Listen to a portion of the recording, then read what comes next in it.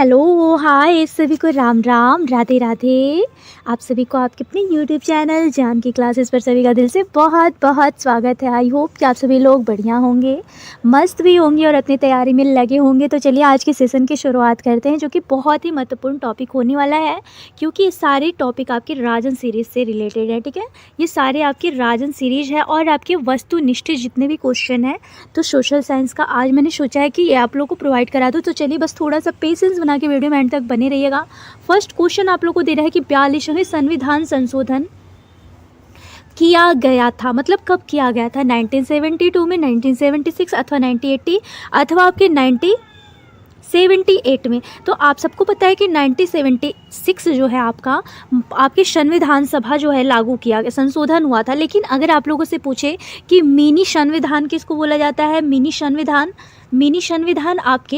आपके 42वें संविधान को ही बोला जाता है। क्या बोला जाता है? मिनी संविधान। अगर आप लोगों से एक चीज़ और पूछे कि आपका संविधान जो है लागू कब हुआ था, तो आप लोग क्या बताएंगे? 26 जनवरी 1950। क्या बोलेंगे? 1950। और अगर आप लोगों से पूछे कि इसमें अध्यक्षता किसने की थी, तो आपके डॉक्टर राजेंद्र प्रसाद ने क्या करी थी? इसकी अध्यक्षता करी थी। और किसके?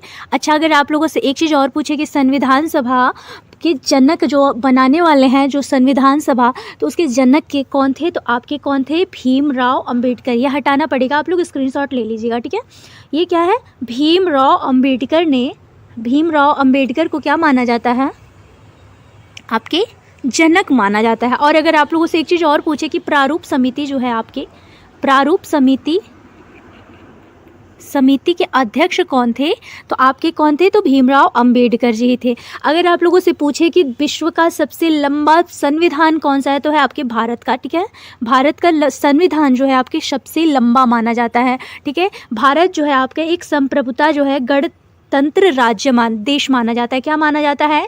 गणतंत्र देश माना जाता है। आपका जो भारत जो है ना, एक संप्रभुता, और यहाँ पे न्याय समानता का यहाँ पे व्यवहार सबके लिए है। ठीक है, किसी एक के लिए नहीं है। यहाँ पे न्याय समानता जो है आपके सबके लिए माना जाता है। ये आप लोग एकदम। और एक चीज़ और आप लोग याद रखिएगा, हमारी जो संविधान है ना, चलिए अब तब कितने थे? अगर आप लोगों से पूछे कि कितने अनुच्छेद है, तो आप लोग क्या बताएंगे? तो देखिए, भाग जो है ना, तब क्या था आपका भाग आपका तब वहाँ पे 22 था। ठीक है, अब वर्तमान में कितने आपके भाग? 25 हैं। और आपकी कितनी अनुसूचियाँ हैं? तो तब आपकी 8 अनुसूचियाँ थीं, अब कितनी हैं? तो 12 अनुसूचियाँ हैं। ठीक है, अगर तब क्या थी आपकी? 395 आपकी अनुच्छेद थे, और वर्तमान में कितने हैं? 448। ये क्वेश्चन आप लोग को इतना समझ लीजिए, दिमाग में बैठा लीजिएगा, क्योंकि ये क्वेश्चन आप लोग के 1 नंबर में ज़रूर से ज़रूर पूछा जाएगा। ज़रूरी नहीं कि आपसे फिर यही पूछ दे कि 42वें संविधान संशोधन जो है कब लागू किया गया था, कब किया गया था। तो 1976 तो आप सबको पता है, लेकिन आप लोगों से अगर इतने क्वेश्चन अगर आप लोगों से कहीं भी पूछे, तो आप लोग को कन्फ्यूज नहीं होना है। ठीक है, अगर आप लोगों से पूछे कि आपका भारत जो है, भारत के जो संविधान के वास्तुकार कौन थे, तो वास्तुकार भी आपके भीमराव अंबेडकर को ही माना जाता है। ठीक है, ये क्वेश्चन जो है ना, बहुत ही आप लोगों को एक एक टॉपिक में जितने भी क्वेश्चन आप लोग को ऊपरी जो बताते हैं आप लोगों के लिए बहुत ही महत्वपूर्ण होते हैं। चलिए अब नेक्स्ट देख लेते हैं। यहाँ पे देख लीजिए, 42वें संविधान संशोधन को मिनी संविधान कहा जाता है, जो 1976 में आपातकाल के दौरान लागू किया गया था, जिसमें मौलिक कर्तव्यों और नीति निदेशक तत्वों को शामिल किया गया था। चलिए अब नेक्स्ट है ग्राम पंचायत काल। ग्राम पंचायत काल कितने साल का होता है? तो आप सबको पता है कि 5 साल का होता है। कब लागू किया गया था? तो 1992 में आपके जो ग्राम पंचायत है वो लागू किया गया था। चलिए नेक्स्ट है 73वें संविधान संशोधन अधिनियम में 1992 के अनुसार ग्राम पंचायत का कार्यकाल 5 वर्षों तक होता है, और ये लागू किया गया था आपके 1992 में। चलिए वर्तमान में आपके सीएजी कौन है? तो वर्तमान में आपके सीएजी, ये भी आपके डीएलएड का क्वेश्चन है, 2023 का क्वेश्चन है। ठीक है, 2023 का ये क्वेश्चन है, 2023 का आपकी पीवाईक्यू है। बोल रहा है कि वर्तमान में सीएजी आपके कौन है? तो गिरीश चंद्र मुर्मू। और कब से है? तो 2020 से हैं, अभी तक है। वर्तमान में भी अभी आपके जो सीएजी हैं वो अभी तक भी गिरीश चंद्र मुर्मू में है। देखिए, गिरीश चंद्र मुर्मू भारत के नियंत्रक और महालेखा परीक्षक, जिसे बोला जाता है, सीएजी को बोला जाता है आपके नियंत्रक और महालेखा पर। अगर आप लोगों से सीएजी इस बार नहीं पूछ के अगर आप लोगों से पूछ दे कि नियंत्रक और आपके लेखा परीक्षण आपके कौन है वर्तमान में, तो आप लोग क्या बताएंगे? तो आप लोग यही बताएंगे कि आपके गिरीश चंद्र मुर्मू अभी 2020 से ये अभी तक मतलब ये अपने पद पर कार्यरत हैं। यहाँ पे दे रहा है कि भारत के राष्ट्रपति की स्थिति ब्रिटेन के सम्राट से मिलती जुलती है। किसने कहा था? जवाहरलाल नेहरू, बी आर अम्बेडकर अथवा आपके सीतारमैया अथवा आपके इसमें से कोई नहीं। तो यहाँ पे जब किसने कहा था, तो भारत के राष्ट्रपति की स्थिति जो ब्रिटेन के सम्राट से मिलती जुलती है, यह आपके जवाहरलाल नेहरू ने कहा था। किसने कहा था? और बी आर अम्बेडकर, आप सबको पता है कि इन्होंने प्रारूप समिति इनका है। चलिए अब नेक्स्ट है, जवाहरलाल नेहरू ने कहा कि भारत के राष्ट्रपति का पद ब्रिटेन के सम्राट के एक समान एक औपचारिक पद माना जाता है। चलिए सामान्यतः हांडा नहीं है यार, थोड़ा सा मैनेज कर लीजिएगा आप लोग। सामंतवाद, ठीक है, सामंतवाद का पतन जो था, सामंतवाद का पतन, ये आपके 2023 का क्वेश्चन है, ठीक है। सॉरी आप लोगों से कि थोड़ा सा मिस्टेक हुआ, लेकिन आप लोग मैनेज कर लीजिएगा। ये 13वीं और जो आपकी 15वीं 14वीं 15वीं शताब्दी था, 14वीं और 15वीं सदी में इसका पतन हुआ था, ठीक है। सामंतवाद का पतन पूछेगा तो 14वीं और 15वीं, अगर 14 है तो भी आप लोग का ट्रिक सही होगा, और 15वीं शताब्दी रहेगा तो भी। ये थोड़ा सा टाइपिंग मिस्टेक हुआ तो ये आंसर भी मिस्टेक दिया है, ठीक है। चलिए नेक्स्ट है, ये गलत दिया है। चलिए यहाँ पे, अच्छा हरित क्रांति, ये भी आपका थोड़ा सा मिस्टेक हुआ है। यहाँ पे दिया था ना कि सबसे अच्छा लोहा, सबसे उच्च कोटि का सबसे अच्छा लोहा किसे माना जाता है? क्या माना जाता है? किसे माना जाता है? तो सबसे अच्छा लोहा जो होता है ना आपका, वैसे तो मैग्नेटाइट होता है, और मैग्नेटाइट जो होता है ना आपका होता क्या है, तो ये पक्के और उच्च कोटि का माना जाता है, ठीक है। यहाँ पे हटा रही हूँ, ठीक है, यहाँ पे लिखने के लिए जगह नहीं है। यहाँ पे देखिए वो पक्के और उच्च कोटि का अयस्क होता है, ठीक है। और होता किस कलर का है, तो काले रंग का। जो आपका मैग्नेटाइट होता है ना, काले रंग का होता है। और पाया कहाँ जाता है, आप सबको पता है कि कर्नाटका में पाया जाता है, ठीक है।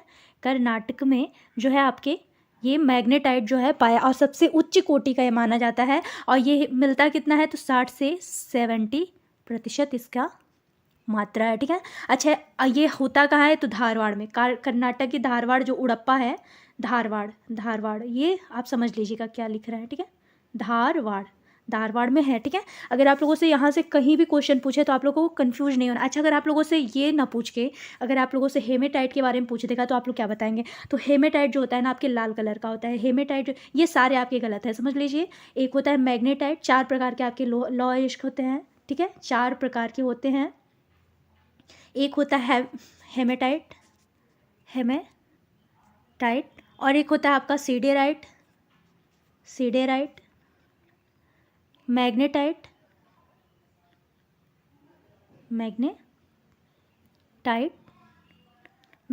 और एक होता है आपका लिमेटाइट, ठीक है, लिमेटाइट, ठीक है। अच्छा देखिए, अगर आप लोगों से पूछे कि मान लीजिए यहाँ पे तो पूछा है कि सबसे अच्छा अयस्क कौन सा, ये आपका नई क्वेश्चन है, ठीक है। यहाँ पे पूछा था कि आप लोगों से सबसे अच्छा लोहे का जो अयस्क होता है, सबसे अच्छा सबसे उच्च कोटि का कौन सा होता है, तो आप सबको पता है कि मैग्नेटाइट होता है। लेकिन अगर आप लोगों से ये पूछ दे कि आपका हेमेटाइट कैसा होता है, लिमेटाइट कैसा होता है, तो सीडेराइट क्या होता है, तो आप लोगों को कन्फ्यूज नहीं होना है। देखिए आपका मैग्नेटाइट तो आप लोग को पता हो गया। हेमेटाइट जो होता है आपके लाल कलर का होता है, हेमेटाइट लाल कलर का होता है, लाल। ये पाया कितना जाता है, तो इसका भी मात्रा जो होता है इतना से 60 से 72%। और ये कहाँ पाया जाता है, ये आप लोग सबको पता होगा कि छोटा नागपुर। नहीं पता होगा तो देख लीजिए, छोटा नागपुर जो होता है ये नागपुर है, ठीक है। थोड़ा सा भी मेरे हैंड राइटिंग पे प्लीज़ मत जाइएगा आप लोग, क्योंकि फ़ोन है, फ़ोन पर समझ नहीं आता है कि कहाँ से करूँ, ठीक है। देखिए छोटा नागपुर होता है, ठीक है। उसके बाद क्या बोल रहे हैं आप लोगों से कि ये आप लोगों से, अच्छा हाँ, अच्छा अगर आप लोगों से पूछे कि छोटा नागपुर में कहाँ मिलता है, तो ये भी आप लोग समझ लीजिए कि उड़ीसा, आंध्र प्रदेश। और आपके अगर आप लोगों से पूछें कि लिमेटाइट जो होता है, लिमेटाइट, ये हाइट नहीं लिमेटाइट है, ठीक है। लिमेटाइट का मात्रा जो होता है ना आप लोग का, मात्र ये 35 से आपके 50% ही इसका मात्रा होता है, ठीक है। और ये ना होता है पीले रंग का। जल पाया जाता है इसमें। वेट यार, क्या ही करूँ मैं। जल, ठीक है, यहाँ पे समझिएगा आप लोग, ये जल है, ठीक है। और होता कैसा है, तो पीले रंग का। कितना? पीले रंग का होता है। अच्छा, एक और चीज़, एक होता है आपका सीडेराइट। ये सीडेसाइड नहीं, सीडेराइट है, ठीक है। ये सीडेराइट है। सीडेराइट होता क्या है, तो इसमें कार्बोनेट पाया जाता है। कार्बोनेट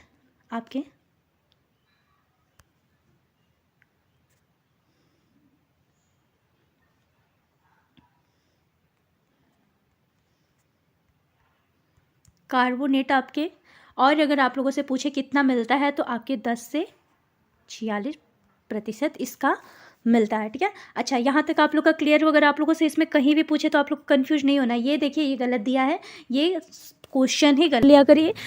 चलिए, नेक्स्ट है आपके स्क्रीन पर कि अकबरनामा के 9 रत्नों में कौन से शामिल नहीं थे। अच्छा, यहाँ पे ऑप्शन दे रहा है आप लोगों को, अबुल फजल, रैदास, दैतास नहीं है, रैदास है, ठीक है।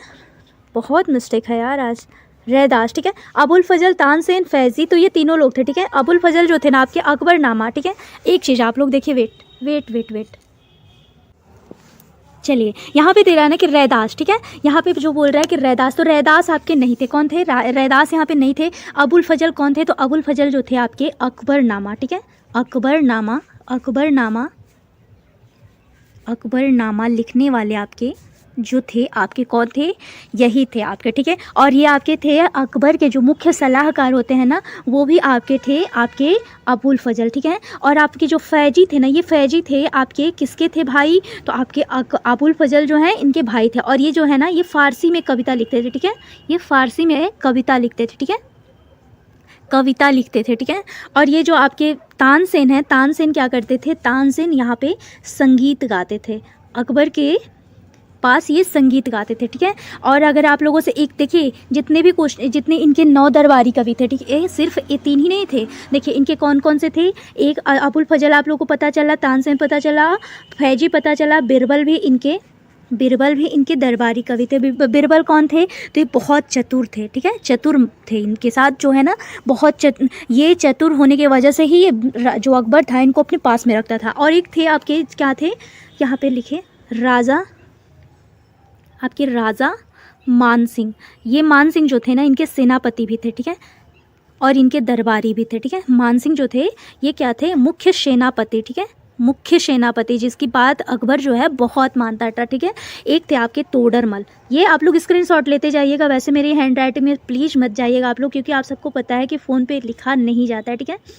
तोडरमल थे, ठीक है, तोडरमल थे। ये क्या थे? अकबर के जो है वित्त मंत्री होते थे। पहले राजस्व व्यवस्था चलती थी, तो अकबर के वित्त मंत्री जो थे आपके कौन थे? तो आपके तोडरमल थे। कि क्या थे ये?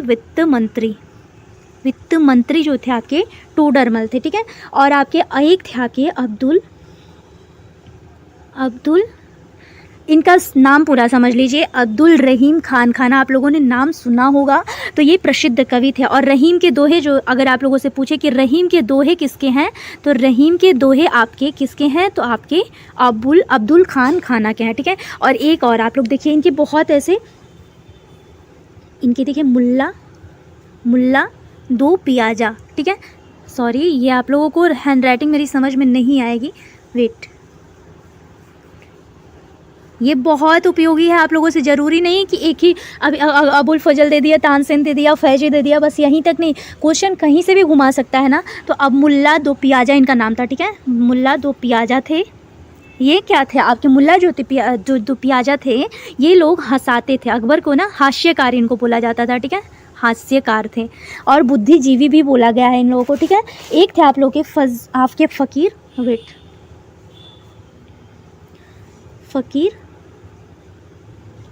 अजियो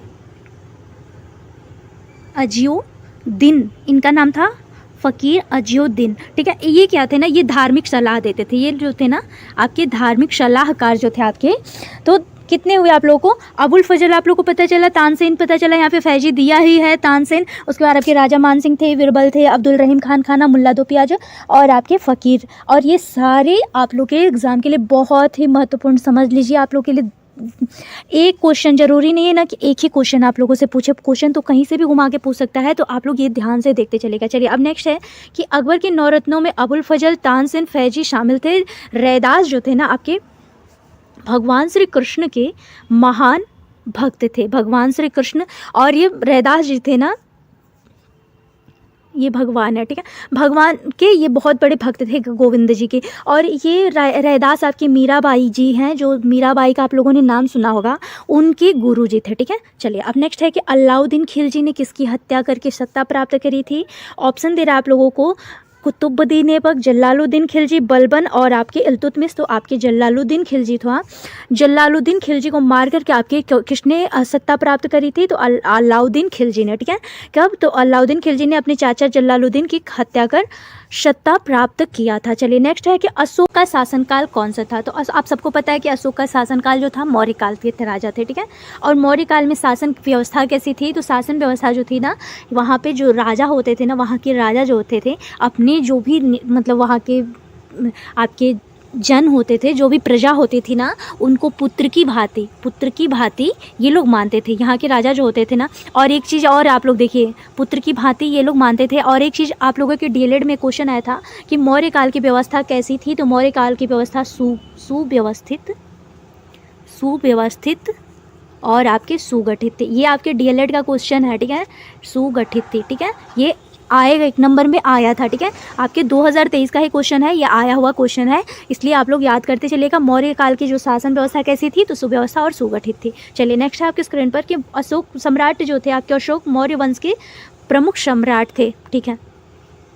चीन आने वाले प्रथम यूरोपीय यात्री कौन थे? आपके हैंसांग थे, मार्को पोलो थे, इब्न बतूता अथवा मेगास्थनीज। तो आप सबको पता है जो चीनी यात्री था, यात्री जो थे चीन आने वाला प्रथम, अच्छा यहाँ पे पूछ रहा है आप लोगों से कि चीन आने वाला, यहाँ भारत का नहीं पूछ रहा है, तो चीन आने वाला ना मार्को पोलो हो जाएंगे। और अगर आपसे भारत पूछेगा तो हैंसांग थे, ठीक है। चीनी यात्री जो आपके हैंसांग थे आपके भारत आए थे। लेकिन यहाँ पे आप लोगों से ये नहीं पूछ रहा है कि भारत आने वाला, यहाँ पे पूछ रहा है कि चीन आने वाला प्रथम यूरोपीय यात्री, तो यहाँ पे मार्को पोलो हो जाएगा। क्या हो जाएगा? मार्को पोलो, ठीक है। और अगर आपसे भारत में पूछेगा तो भारत में आपके कौन हो जाएंगे? ह्वेनसांग, ठीक है। चलिए नेक्स्ट है आपके स्क्रीन पर, मार्को पोलो 13वीं शताब्दी में चीन आने वाला पहला यूरोपीय यात्री था, जो कि चीन से पूछा था। और अगर आपसे भारत में पूछेगा तो ह्वेनसांग हो जाएंगे। भारत में सर्वाधिक, देखिए यही आपको फंसाऊ क्वेश्चन दिया था, अगर आप लोगों को कंफ्यूज होना होता तो वहाँ पे जाके आप लोग क्या करते? ह्वेनसांग मार के आते, क्योंकि मेरा भी वहीं पे दिमाग गया है। लेकिन यहाँ पे पूछा था कि चीन आने वाला प्रथम यूरोपीय यात्री कौन था, तो यहाँ पे मार्को पोलो होगा। और अगर आपसे भारत में पूछेगा तब आपके ह्वेनसांग होंगे। चलिए नेक्स्ट है आपके स्क्रीन पर कि मार्को पोलो को 13वीं, भारत में सर्वाधिक कच्चे केले का उत्पादन कहाँ होता है? ऑप्शन दे रहा है, ये भी आपके डीएलएड के 2023 का क्वेश्चन है, ठीक है।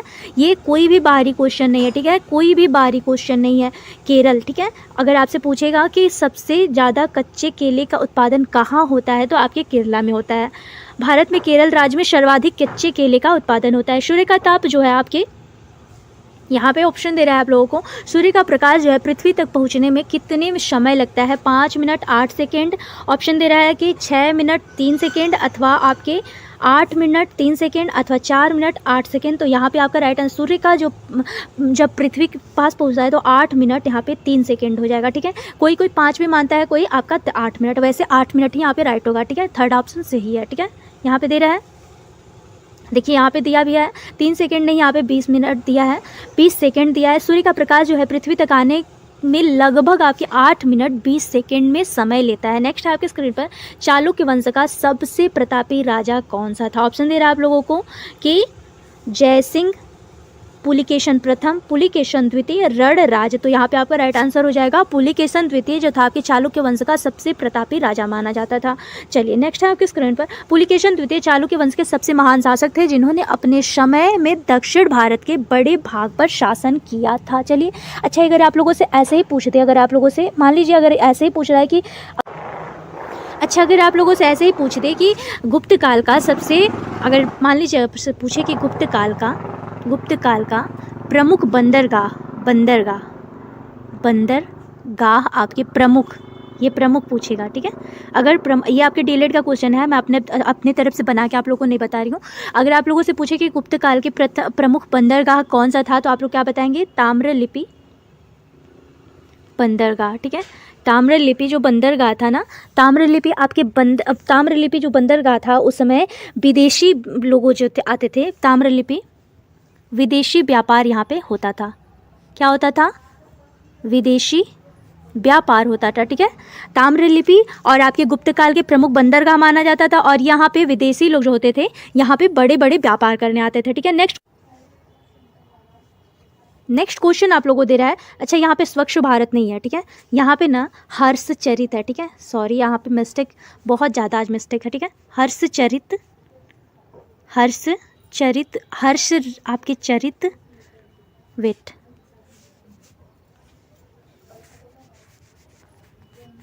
हर्षचरित की रचयिता कौन है? तो हर्षचरित के रचयिता जो है ना आपके बाणभट्ट है। कौन है? बाणभट्ट है। थोड़ा सा टाइपिंग में मिस्टेक हुआ है। आपके हर्षचरित के रचयिता कौन है? तो आपके बाणभट्ट है। संस्कृत के साहित्य के महान कवि माने जाते हैं जिन्होंने आपके हर्षचरित्र लिखा था। नेक्स्ट है कि वह बराबर हो, वह कौन सा है? आपका अर्थ आधारित बजट में, अथवा सुलेखित बजट में, अथवा घाटे के बजट में, अथवा बचत बजट में। तो यहाँ पे आपका राइट आंसर हो जाएगा बचत बजट में। क्या हो जाएगा? बचत बजट में। जब आय और व्यय दोनों बराबर होता है तो उसे संतुलित बजट कहा, क्या बोला जाता है? तो संतुलित बजट बोला जाता है। नेक्स्ट है आपके स्क्रीन पर कि स्वाभाविक न्यूनतम वाला, न्यूनतम नहीं, स्वाभाविक आपके सबसे ज़्यादा मृत सागर, यहाँ पे दिया है ना मृत सागर, ठीक है। मृत सागर जो है आपका सबसे ज़्यादा, यहाँ पे मृत सागर पूछ रहा है, ठीक है। यहाँ पे क्वेश्चन आप लोगों को डीएलएड का क्वेश्चन है, वेट, ये पूछ रहा है आप लोगों से ना कि सर्वाधिक, स्वाभाविक न्यूनतम नहीं, सर्वाधिक आपके, सर्वाधिक लवणता वाला सागर कौन सा है, ठीक है। ये काट दीजिए। सर्वाधिक लवणता वाला सागर आपका कौन सा है? तो आपको सबको पता है कि मृत सागर जो है आपका, मृत सागर आपके सर्वाधिक आपकी लवणता वाला सागर है। नेक्स्ट है आपकी स्क्रीन पर, मृत सागर का जल स्तर अत्यधिक खारा होता है, इसी के कारण यह जलीय, यहाँ पर जलीय जीव है जो वहाँ पे नहीं पनपता है। इसका कारण यही है कि वहाँ पे जो भी जलीय जीव होते हैं वहाँ पे नहीं होते हैं। अलाउद्दीन खिलजी ने कितने वर्षों तक शासन किया था? 10 वर्ष, 15 वर्ष, 20 वर्ष, अथवा आपके 5 वर्ष। तो यहाँ पे आपका राइट आंसर हो जाएगा ना अलाउद्दीन, एक सेकेंड वेट, हाँ चलिए, 1296 और 1316 ईस्वी तक इन्होंने शासन किया था। तो 1316 जब ईस्वी था तो इनकी मृत्यु हो गई थी, लेकिन ये कितने साल तक रहे थे, कितने वर्षों तक यहाँ पे पूछा है, तो आपके 20 साल तक इन्होंने शासन किया था। तो कितने? तो 20 साल तक इन्होंने शासन किया। और इन्होंने जो है ना, इन्होंने जलालुद्दीन खिलजी जो था आपके, जलालुद्दीन खिलजी को मारकर इसने दिल्ली पर, जलालुद्दीन खिलजी को मार दिया और इसने क्या किया? दिल्ली पर शासन किया, ठीक है। आपके दिल्ली पर इसने शासन किया, ठीक है। जलालुद्दीन खिलजी को मारकर इसने दिल्ली की सत्ता हासिल करी थी, ठीक है, सत्ता हासिल करी थी। और एक चीज़ और आप लोग क्लियर करते चलिएगा, अगर आप लोगों से पूछे कि अलाउद्दीन खिलजी जब शासन कर रहा था तो क्या क्या सुधार हुए थे, तो इसने बहुत ऐसे सुधार भी किए। मान लीजिए कृषि बाजार तो था, कृषि बाजार, और इसी के समय में जो सेना मजबूत करना और नकद वेतन और अनाज की कीमतों का नियंत्रण करना जो था, इसी के समय में तो क्या था कि सेना को क्या किया? सेना को मजबूत किया। अगर आप लोगों से पूछे तो कंफ्यूज नहीं होना, ठीक है। सेना को मजबूत किया और आपके नकद वेतन और आपके अनाज के जितने भी कीमत थे उनको नियंत्रित किया, ठीक है। कीमत पर नियंत्रण किया, ठीक है। और अगर इसने क्या किया, दक्षिण भारत पर भी इसने क्या किया था? विजय प्राप्त करी थी। दक्षिण भारत पर इसने विजय प्राप्त करी थी। और दक्षिण भारत में कहाँ पे? तो देवगिरी था, देवगिरी, वारंगल, ये अगर आप लोगों से पूछे तो कंफ्यूज नहीं हो रहा। और एक था आपका मदुरै, ये आपके बहुत ही इम्पॉर्टेंट है, ठीक है। तो आपसे पूछे कि दक्षिण भारत पर किन किन राज्यों पर इसने आक्रमण किया और मतलब जीता था, तो क्या किया? दक्षिण भारत पर देवगिरी था, वारंगल था, मदुरै था। और एक चीज़ और देखिए, जब ये मर गया, जब इसकी मृत्यु हो गई 1300 आपके 16 ईस्वी में, तो आपके किसका, आपके तुगलक वंश की सत्ता जो है, तुगलक वंश आ जाता है, ठीक है, आ जाता है, ठीक है। यहाँ तक क्लियर हो आप लोग का? बहुत ही महत्वपूर्ण है, समझ लीजिए, आपको आपके लिए बहुत ही ज़्यादा महत्वपूर्ण आपके लिए क्लास होने वाला है। चलिए नेक्स्ट देख लेते हैं। यहाँ तक आप लोग का क्लियर हुआ ना? चलिए नेक्स्ट देख लेते हैं।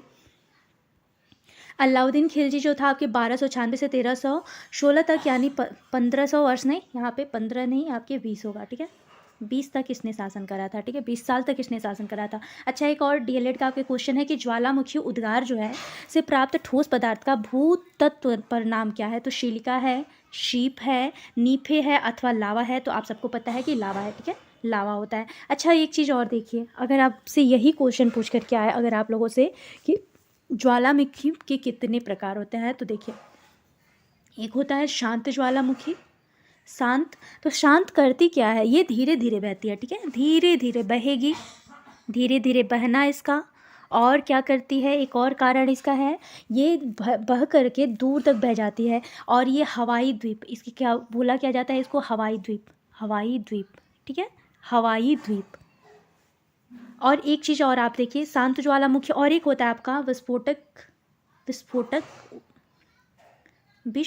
ज्वालामुखी।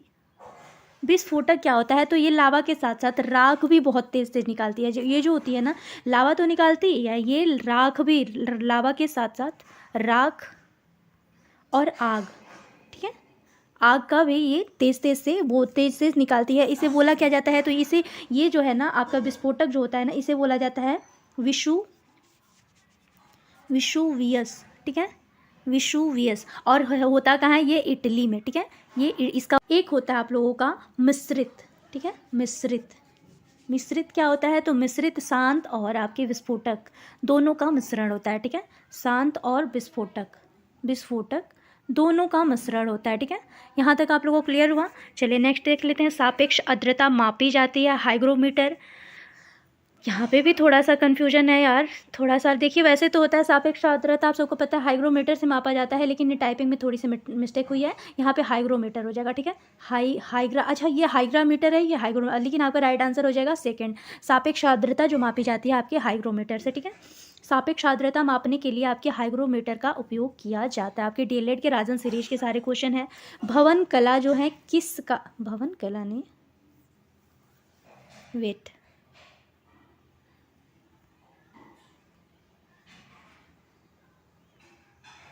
थोड़ा सा टाइपिंग में मिस्टेक हुआ है, तो ठीक है, आप लोगों को ये क्वेश्चन जो थोड़ा सा मुझे कन्फ्यूजन हो रहा है ना, ये आपको मैं कल प्रोवाइड करा दूँगी, ठीक है। और हाँ, अगर आप लोगों को सच में ये क्लास बढ़िया लगा हो तो प्लीज़ एक प्यारा सा comment, like, share and subscribe आप लोग मोटिवेशन के लिए ज़रूर करिएगा।